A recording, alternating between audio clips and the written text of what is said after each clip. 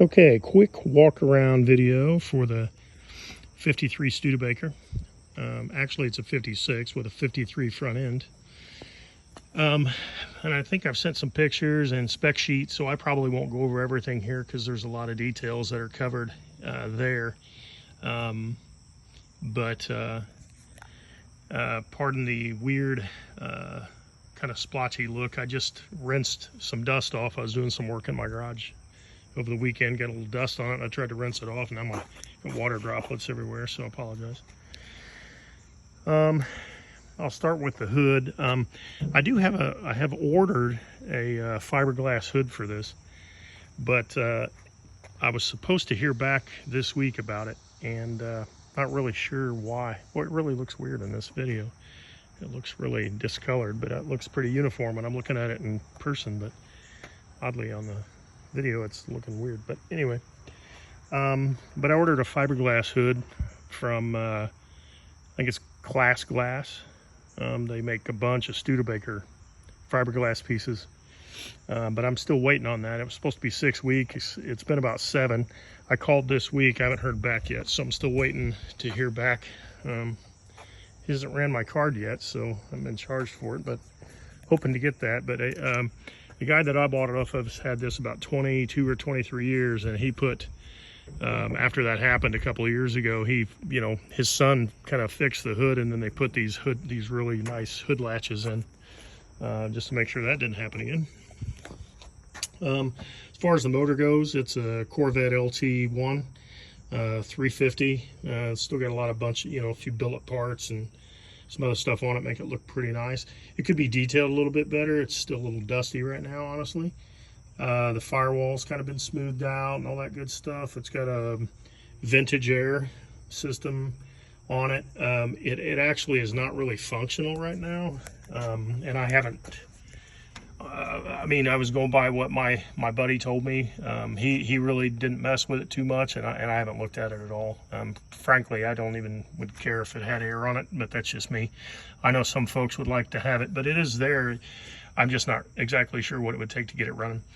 Anyway, it's got an Edelbrock carb, and this motor runs, pretty well, honestly.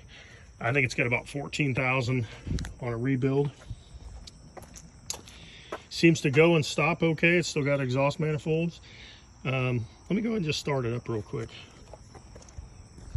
Actually, I'll walk around the car and then we'll get in it.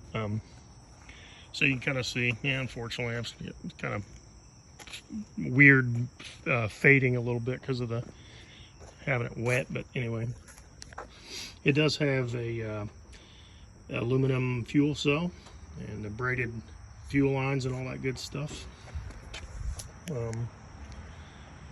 The hood is the original steel hood. Well, I should say original. It's I think it's a 55 hood. It's got a hood latch down under here, or not hood latch, a trunk latch. You pull that, just pull it up here. So that's pretty easy. I think it's got maybe 55 taillights. They did a really good job on the bodywork and tying some of this in. I know they welded these ridges in because originally you would have a steel piece of trim that went along here, and then it screwed into the metal, and that helped keep the quarter panel affixed, which was kind of weird. But you can see overall this thing's pretty solid. Other than the Bondo that I was talking about kind of in the hood, there's a bit of Bondo on that side where they had to smooth it out. It was pretty beat up. But the rest of this car seems to be really clean. Anyway, let's go ahead and all the glass is good and all that stuff. It's a little bit dirty. I could Windex it. As far as the interior goes, it's fairly clean. It needs a headliner. I'll just say that. Headliner is missing. But like the carpet, it could be cleaned up, and I think it would actually, you could take it to a car show and it would be okay. It's at least good driver quality. The dashboard is a reproduction fiberglass unit with auto meter gauges. The tack works. Unfortunately, these other gauges, for some reason, they don't work right now. I'm sure it's probably just a wiring issue.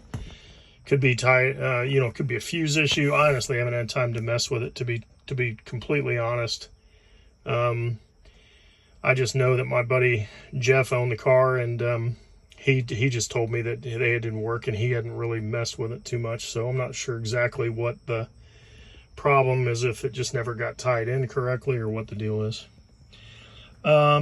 Regardless, it does have a stereo in it. There is a brand new antenna sitting in the floorboard in the back that Jeff gave me, that he bought, that I haven't put it in either. I haven't really owned the car a long time, and honestly, I was sick, pretty sick for about 2 months, and didn't do anything to the car.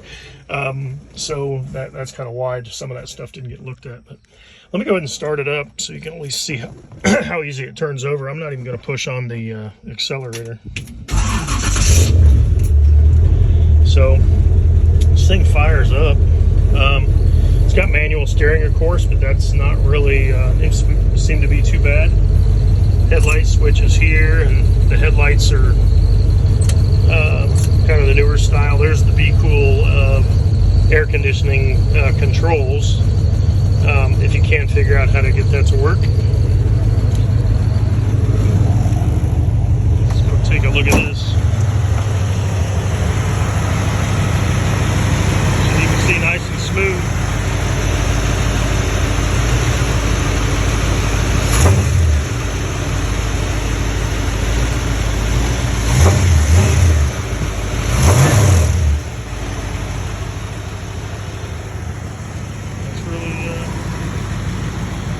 About it. Let me know if you need anything specific as far as pictures or information. I'll get it right out to you.